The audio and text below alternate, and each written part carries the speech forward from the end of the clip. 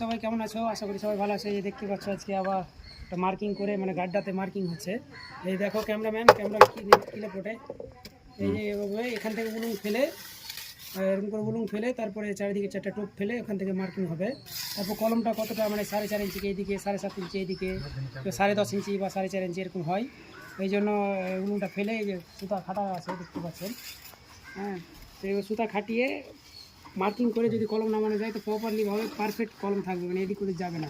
আর যদি ভাবেন না জালি নামিয়ে তারপর রিং ফেলে দেবো, সুতা বেঁধে রিং মার্কিং করবো, ওটা কিন্তু অনেক সময় ফল্ট হয়।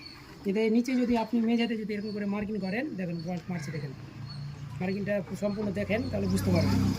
হ্যাঁ, তো একদম প্রপারলিভাবে পারফেক্ট হবে, একদম এদিক ওদিকে একটু যাবে না কলম, একদম সেই যতটা কলমের সাইজ ততটা মার্কিং হয়ে যাবে ওখানে। ওই মার্কিং অনুযায়ী এখানে কলমটা বসে যাবে। তো এই জন্য ভিডিওটা বানালাম, যদি ভালো লাগে তো লাইক করে শেয়ার করবেন। আমি তো করেছি ওখানে দেখাচ্ছি হয়ে গেছে ভাবে এই জায়গাটাতে কলমটা বসবে একদম। হ্যাঁ, একটুভাবে এটা 9x9 কলম, আর পরেরগুলো আসবে 9x15 কলম।